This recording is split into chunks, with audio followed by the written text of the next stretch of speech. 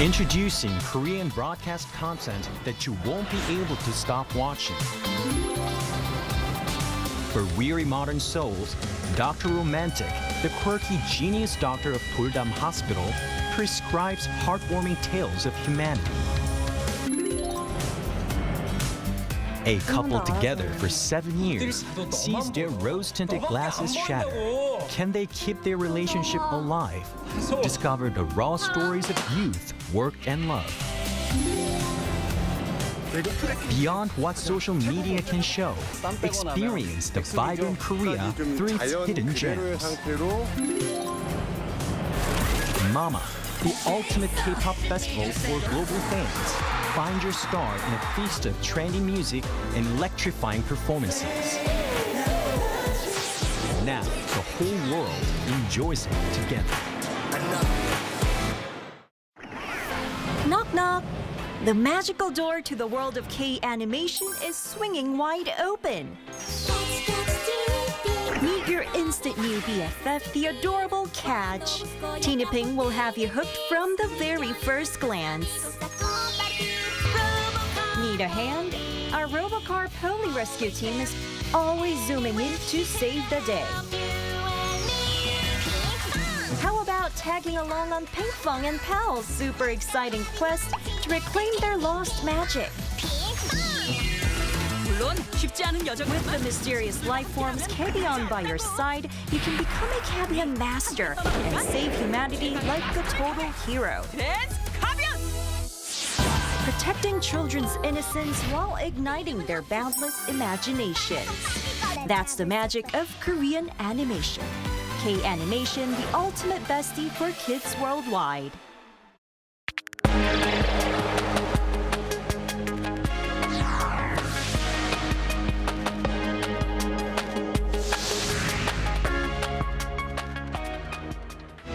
President Lee Jae-myung presided over a cabinet meeting this morning and thanked rival party lawmakers for passing next year's budget within the legal deadline.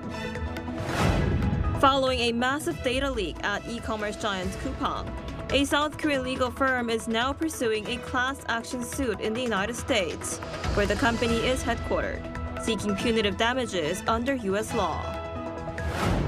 A powerful 7.5 magnitude earthquake hit the coast of Aomori Prefecture in northeastern Japan last night, prompting tsunami warnings. Around 90,000 residents were ordered to evacuate from affected areas. Hello and thanks for joining us on Arirang News. President Lee Jae-myung has thanked both the ruling and opposition parties for passing next year's budget within the legal deadline, marking the first on-year approval in 5 years. At a cabinet meeting this morning, President Lee said he hopes lawmakers will continue to rise above party lines and unite on issues that improve people's lives and serve national interests. Today, the cabinet is expected to approve the Lee administration's first annual budget, totaling 728 trillion Korean won, an 8.1% increase from this year. The National Assembly passed the proposal at a plenary session last week. And the recent data breach at e-commerce giant Coupang has now prompted a South Korean law firm to gear up for a legal battle in the United States. Coupang, a U.S.-listed company, could see a heavier punitive damage ruling in the U.S. compared to South Korea. Our Kim Do-yeon tells us more. A South Korean law firm has officially announced plans to file a class action lawsuit against retail giant Coupang in a U.S. federal court after the company suffered a data breach that affected millions of customers. Daeryun, along with its U.S. branch SJKP, held a press conference in New York City on Monday local time, confirming they are recruiting plaintiffs to seek punitive damages. The firm said it has already secured over 200 plaintiffs and intends to pursue simultaneous litigation in both South Korea and the United States. Representatives also noted that some clients are demanding criminal charges in addition to civil compensation, adding that they aim to secure approximately 1,000 plaintiffs before formally submitting the complaint to the New York federal court. This legal action follows Coupang's announcement late last month that personal information of nearly 33.7 million user accounts, including names, emails, phone users, and addresses, had been compromised. The lawsuit targets Coupang Incorporated, the U.S.-listed parent company that owns 100% of the South Korean operation. The decision to litigate in the U.S. is driven by two primary factors. First, U.S. courts are more active in recognizing liability links between parent companies and subsidiaries compared to South Korea.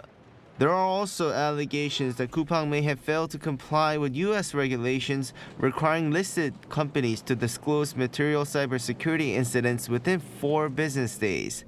Under the U.S. discovery process, courts can also compel the submission of relevant data regardless of where the servers are located. Second is the scope of punitive damages. The U.S. legal system allows for significantly higher financial penalties for data privacy violations, as seen in Facebook's $5 billion fine and Equifax's $700 million settlement. With the minimum requirement for a class action suit already met, the legal team plans to file the complaint immediately upon expanding its plaintiff list. Kim Do-yeon, Arirang News.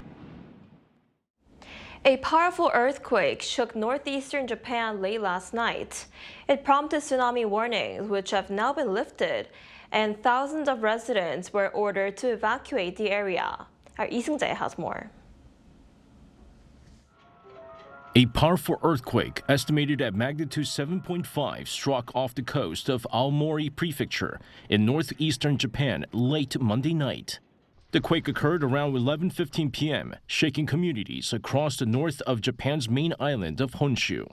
The Japan Meteorological Agency initially announced the magnitude as 7.2, then revised it to 7.6 before lowering it again to 7.5. The epicenter was at a depth of 54 kilometers. Officials confirmed that at least 23 people have been injured. One person is reported to be in serious condition. Officials also confirmed one residential fire. Authorities warned that the number of casualties and the extent of damage are likely to rise as daybreak allows for fuller assessments. Japan's Prime Minister Sanae Takaichi said the government is closely monitoring the damage. I immediately instructed that timely and accurate information regarding tsunamis and evacuation be provided to the public, that measures to prevent damage, such as evacuation of residents, be fully implemented, that the extent of damage be ascertained as swiftly as possible. About 90,000 residents were ordered to evacuate from Hokkaido, Aomori, and Iwate. Chief Cabinet Secretary Minoru Kihara said the government has activated a response office inside the Prime Minister's Crisis Management Center and convened an emergency team. He said authorities are making every effort to assess the damage and carry out emergency operations, including rescue and relief efforts. Several bullet train services along the northeastern coast have been suspended. Tohoku Electric Power reported no irregularities at the Higashidori or Onagawa nuclear power plants. Japanese authorities also told the International Atomic Energy Agency that no abnormalities were detected at the disabled Fukushima nuclear power station. Lee Seung-jae, Arirang News. A senior Pentagon official has highlighted South Korea as the latest U.S. ally to meet Washington's new standard for defense spending, saying Asian partners must do more to secure regional stability. Undersecretary of War for Policy Elbridge Colby made the remarks Monday local time in a series of posts on X, commending Seoul's plan to raise its defense spending to 3.5% of GDP. Colby linked his comments to the new U.S. national security strategy unveiled last week, which reinforces President Donald Trump's America First principles and calls for significant increases in allied burden sharing. He noted South Korea is, quote, stepping up to meet this new global standard.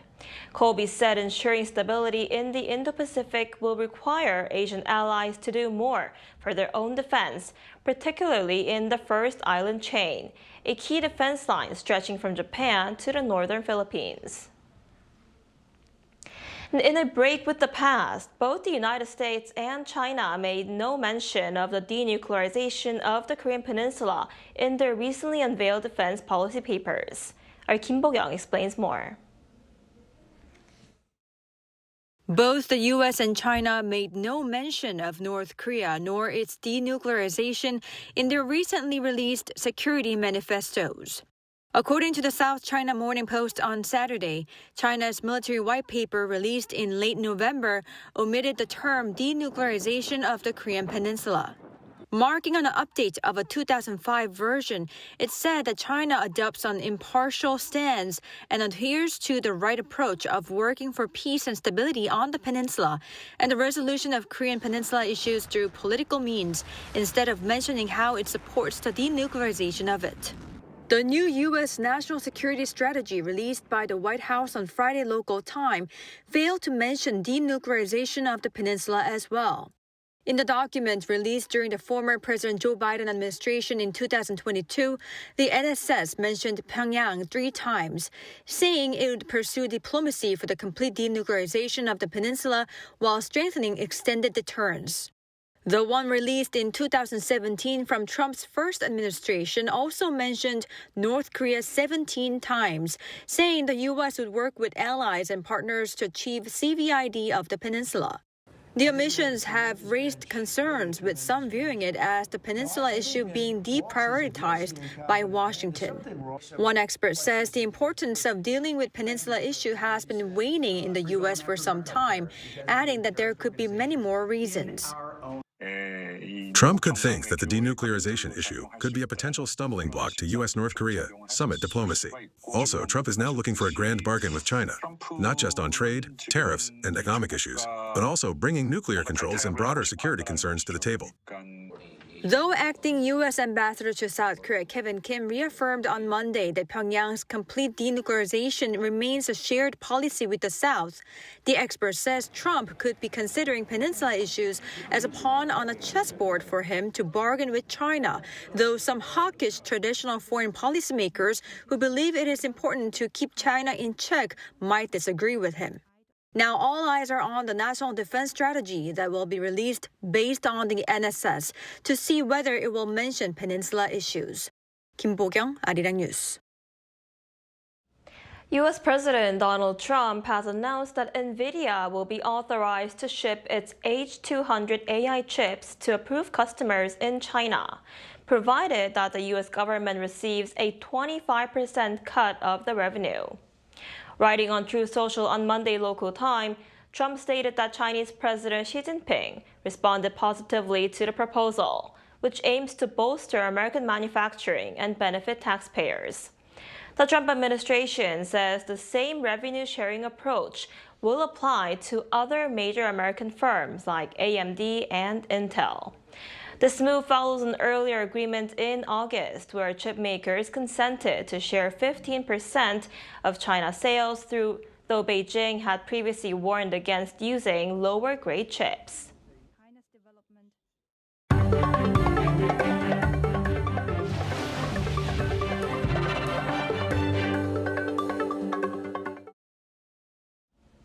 South Korean films are set for a strong showing at the Golden Globes, as director Park Chan-wook's thriller No Other Choice and Netflix animated hit K-pop Demon Hunters each earned 3 nominations.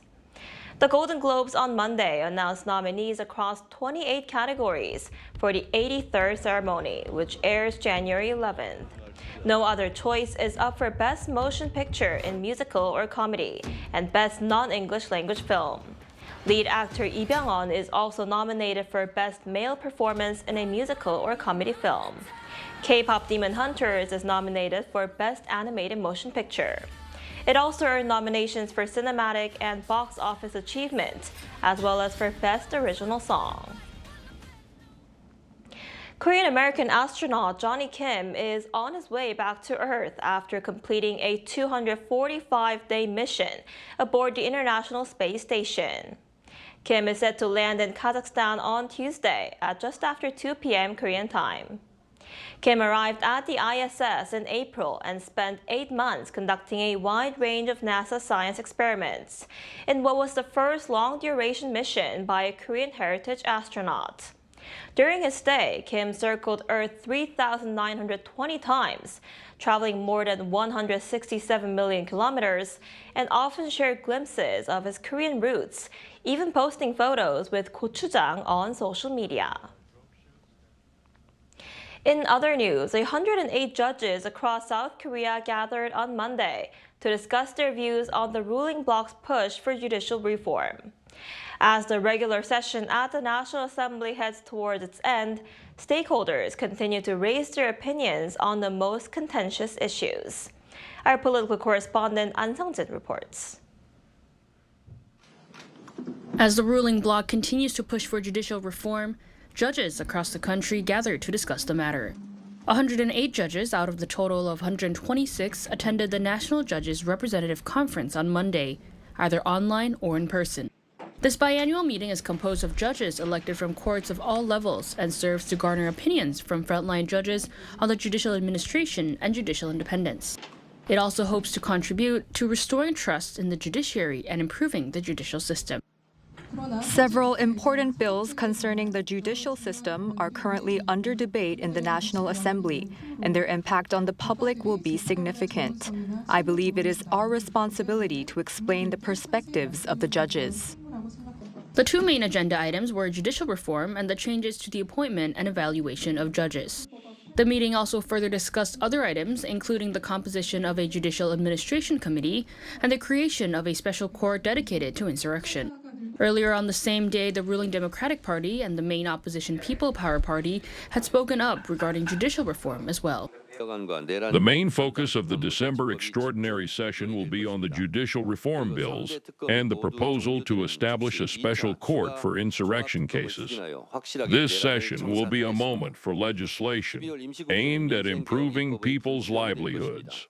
The DP ran through the Special Insurrection Court and Judicial Distortion Bill in the Legislation and Judiciary Committee. Presidents of courts nationwide have raised strong concerns about the unconstitutionality. As debates intensify both inside and outside the National Assembly, the path forward for judicial reform remains uncertain. Continued dialogue among judges, lawmakers, and the public will play a decisive role in shaping the final outcome. An Sung-jin, Arirang News.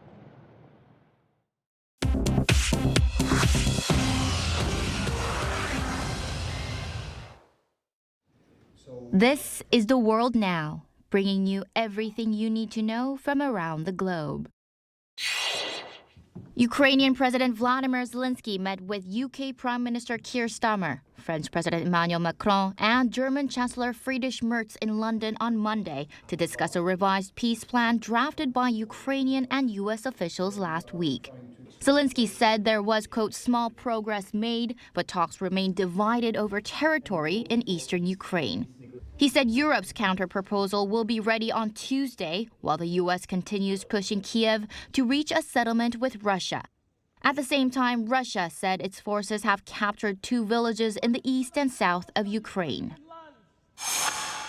In the U.S. on Monday, Paramount Skydance launched a direct $108.4 billion offer to buy Warner Bros. Discovery, aiming to surpass Netflix's separate plan to acquire the company's studio and streaming network. Paramount said its $30 per share proposal delivers more cash and a higher chance of regulatory approval. Warner Bros., which named Netflix the preferred bidder on Friday, said it will review Paramount's new offer and respond within 10 business days. At the same time, President Donald Trump said the Netflix-Warner deal, quote, could be a problem due to market share, but later said he needed to review the numbers. He also said he will be involved in the federal approval process. In the U.S. on Monday, Alina Habba resigned as New Jersey's acting top federal prosecutor 1 week after a U.S. appeals court ruled she had been unlawfully serving as U.S. attorney for the state. Attorney General Pam Bondi accepted the resignation and said the ruling made it impossible for Habba to continue in the role. The court found that Habba's appointment by U.S. President Donald Trump bypassed required Senate confirmation and likely affected multiple criminal cases in the state. Habba will remain at the Justice Department as a senior advisor and plans to seek further review of the decision. In the UK, Liverpool forward Mohamed Salah has accused the club of, quote, throwing him under the bus after being left out of the 3-3 Premier League draw at Leeds United, his third straight match on the bench. Salah said he is being blamed for the team's drop in form this season.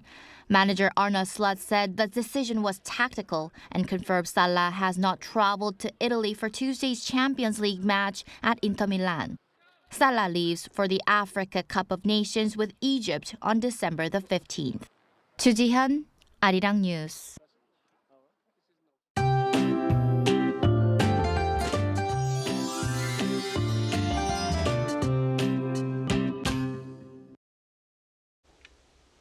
We had to dress warmer than yesterday for the morning commute. Temperatures were 3 to 4 degrees lower than yesterday, so many regions saw sub-zero temperatures this morning. However, highs will go up as high as yesterday, staying above seasonal norms overall.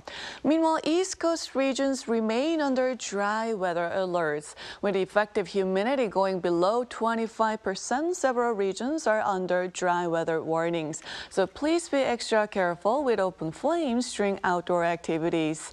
And this afternoon, daytime highs will be getting up to 8 degrees Celsius here in the capital. Daegu, Gwangju topping out at 10 degrees under sunny skies nationwide with decent air quality. This week brings typical early winter weather without severe cold, with a mix of rain and snow expected on Thursday and Saturday.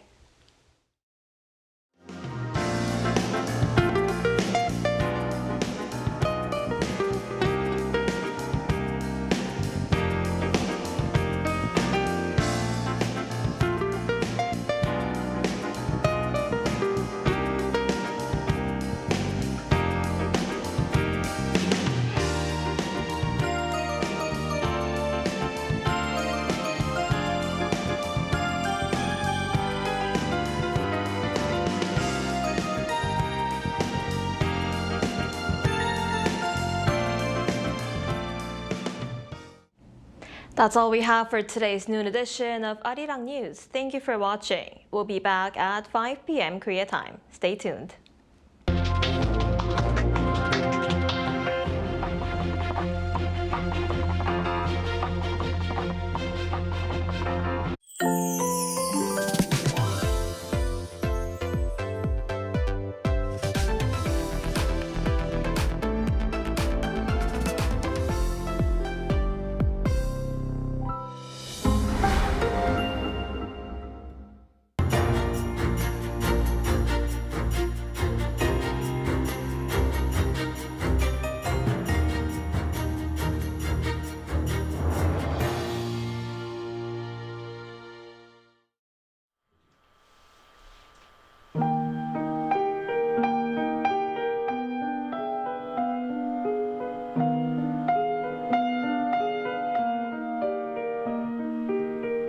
어렸을 때 아버지가 클래식을